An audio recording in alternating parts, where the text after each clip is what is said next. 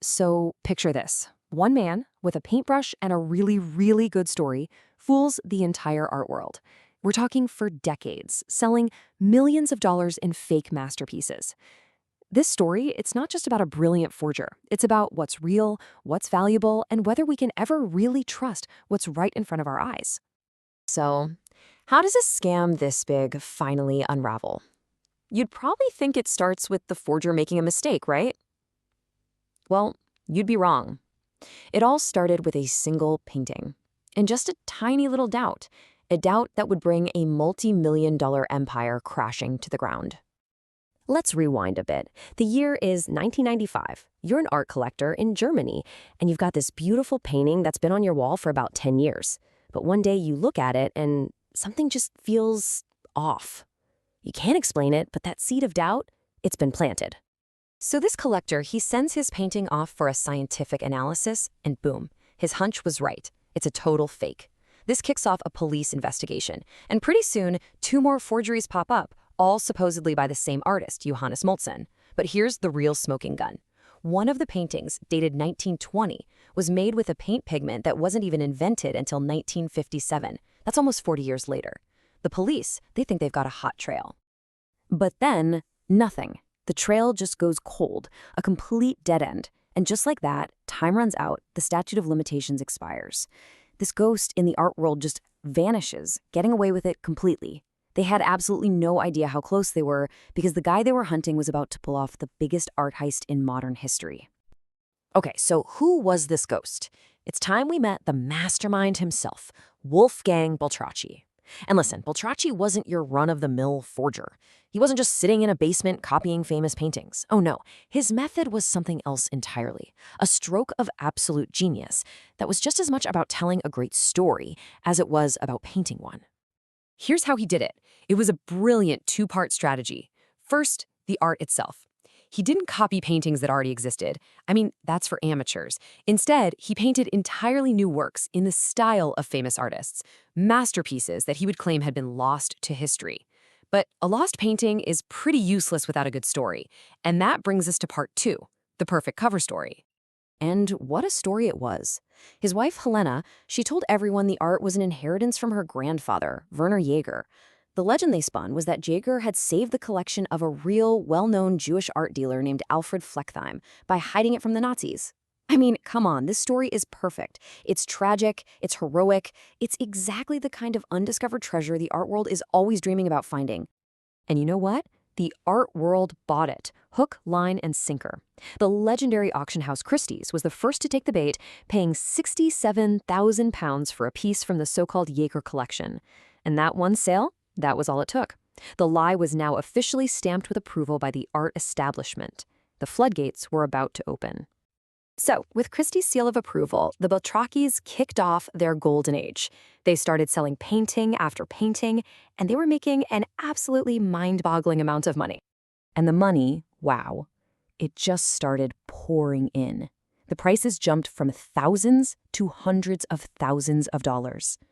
Beltracchi's fakes were so convincing they were fooling everybody, from the most seasoned collectors to Hollywood celebrities.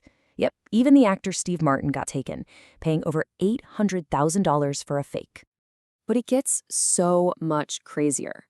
At the absolute peak of their whole scheme, a single fake painting by Max Ernst sold for a jaw-dropping $7 million. Just let that sink in for a second. $7 million for a painting that was essentially a beautiful, very convincing lie. They were living the high life, all thanks to a can of paint and one heck of a story. But, as the money gets bigger, so do the questions. They needed one final undeniable piece of proof to shut down any doubters. And this is where the story becomes truly audacious. Beltracchi dresses his wife up in vintage clothes, poses her in front of his forgeries, and then snaps a picture using old pre-war camera equipment and paper. This one single, completely fake photograph was the final nail in the coffin for any skepticism. It was the ultimate proof.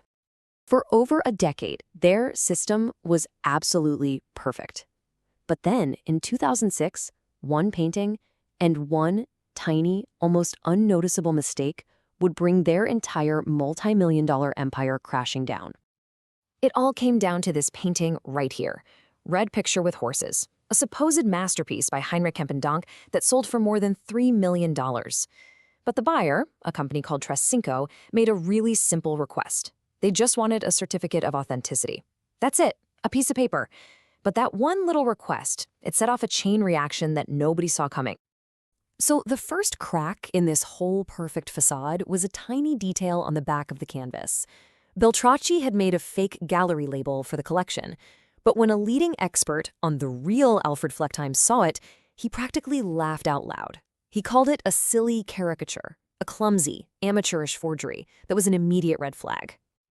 With suspicions now officially on the table, the painting was sent off for scientific analysis. And in this just wild case of history repeating itself, science was about to deliver the final, undeniable blow. And here it is, the smoking gun. The lab analysis found a pigment called titanium white in the paint. Now that's a super common pigment today, but here's the catch. It literally did not exist when the painting was supposedly made. And in this crazy twist of fate, it was the exact same mistake that almost got him caught with those early forgeries all those years ago. He didn't learn his lesson, and this time there was no way he was escaping the science. After that, the dominoes just fell fast. Investigators started finding more and more paintings with that same fake label. And that heroic backstory, blown to pieces. It turns out Werner Jaeger wasn't some noble art savior. He was a card-carrying member of the Nazi Party. The whole thing was a lie, from top to bottom. And in August 2010, the ghost of the art world was finally caught. Wolfgang and Helena were arrested. The gig was up. The evidence was just overwhelming. So to avoid a huge trial, all 4 conspirators pled guilty to forging just 14 paintings. But here's the thing. Experts believe that's just the tip of the iceberg. There are probably hundreds more Beltracchi forgeries still hanging in museums and private collections all over the world right now. As for their punishment, Wolfgang got 6 years, Helena got 4, and they served their time in a pretty cushy open prison. Seems like a bit of a slap on the wrist, don't you think? But this story, it doesn't just end with a prison sentence. Nope. After his release, Wolfgang Beltracchi didn't just fade away. He became an international celebrity, and he sparked this huge debate about his legacy. And this is maybe the wildest chapter of the whole story. Today, Wolfgang Beltracchi is a successful, celebrated artist. He signs his own name to his work and sells it for a fortune. He's a full-blown celebrity, and he's completely divided the art world. Is he just a common crook who lied his way to riches? Or is he some kind of folk hero, a rebel who exposed the art market for the greedy, superficial game it can be? And that question, it really cuts right to the heart of this whole thing. I mean, think about it. If a forgery is so good that it fools the world's top experts, is it still just a fake? Or is it a masterpiece in its own right? Were people in love with the art itself? Or were they just in love with the famous signature in the corner? It really makes you wonder what value even means. So in the end, who was Wolfgang Beltracchi? Was he a brilliant artist who just held a mirror up to the art world and forced it to look at its own absurdity? Or was he just a very, very talented con man with a taste for the good life? You know, maybe the answer, just like one of his paintings, is all in the eye of the beholder. And maybe that's the most brilliant trick he ever pulled.